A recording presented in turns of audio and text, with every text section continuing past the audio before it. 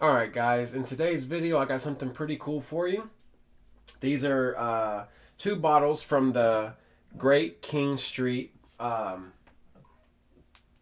line, which is a compass box bottling. This one is called the Artist Blend. It's a Highland, and this is called Glasgow Blend. It's more of a peaty, sherry infused whiskey. Both are fantastic. Both are unchilled filtered, no color added, all natural color. You know, Compass Box does everything right. Um, the Artist Blend comes in at 43%. It is a blended Scotch whiskey. So there's going to be some grain influences in this. And I believe some of the, let's see here. Yeah, some of the grain in this, or all the grain in this, is from the lowlands. So that's pretty cool. Anything that gets near Springbank's territory, I'm a big fan of. Now this is it's also 43% natural color, blended Scotch whiskey, so it's going to have some grain in it as well. Um, the only research I did was on this bottle. Not much. I actually wanted to open them brand new and on film, which I did previous video, but like we all do, accidents happen and I messed it up. So, but anyways, now I got these out with water sitting in them. They're ready to go. I can tell you that when I first drank on them with neat, this one felt a little lacking, a little too smooth for me personally. Being at 43%, though, I mean, you can't really expect too much as far as the flavor. This one, the nose for a peated whiskey, you know, it was there, but very mild. But on the palate, it comes through. It's a really good representation of a peated sherry whiskey on the palate. The finish was a little hot, that very quickly milds out, and you pick up on the dry fruits on the finish very easily. And the last thing you get before the finish ends is some of that peat smoke coming through. Both were fantastic. Now, when I added water to them, which I have now, this one you start to get a little bit more of that citrus coming out. You know, that Highland citrus, kind of like a Glenmorangie. There's vanilla. There's I'd say not quite like a butterscotch, maybe just like a vanilla cream, cream soda, kind of like that smell you get from the cream sodas. But it's very mild. On the nose, when it was neat, I was kind of picking up like a green apple. But now that's kind of with the water. If I'm looking for that apple, it seems more like an apple turnover. I don't know if you guys are fans of Arby's, but they have delicious apple turnovers.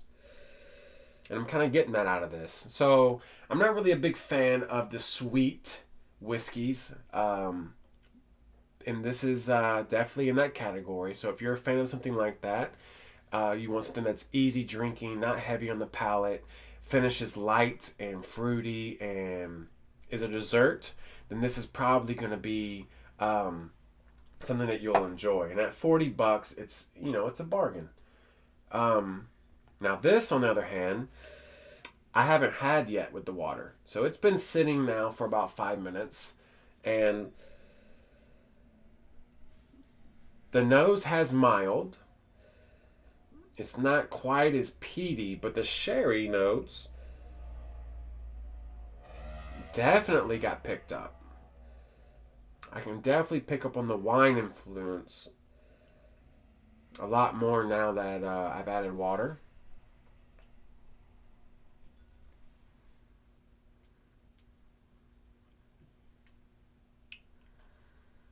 Hmm.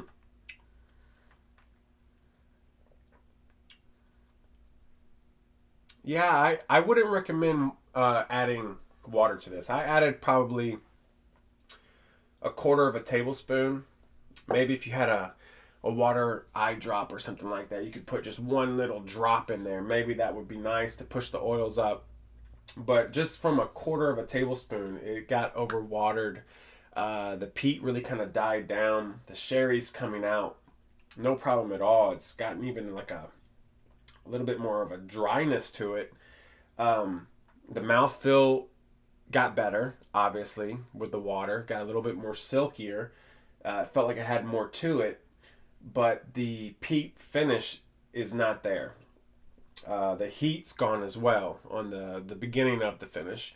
It was very warm when it was neat, and now it's a smoother.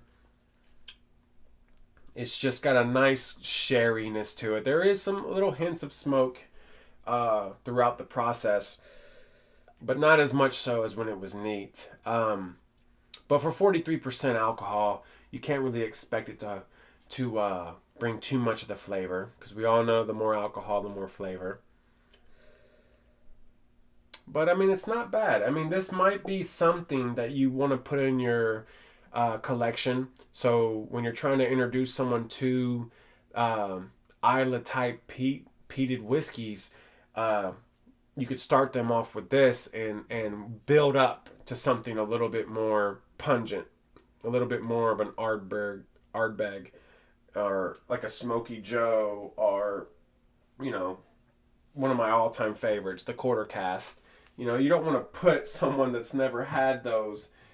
You don't want to put the quarter cast in their cup. They're probably gonna turn their nose up to it. So maybe this is a good entry whiskey for trying to show someone the wonderful world of peat smoke. The sherry definitely holds strong. So if you're into sherry whiskey, you're gonna enjoy that, even if you add a little bit of water. So yeah, out of these two, I would say neat. This is better, but once the water was added and it had time to settle, I think the Artist blend is gives you more. It's more complex. It gives you more to work with. You're able to change what you're drinking and still be satisfied. So out of these two, if you haven't had them, get yourself the Artist blend and try it out. See what you think. And yeah, other than that, you guys have a good day, and I'll see you later.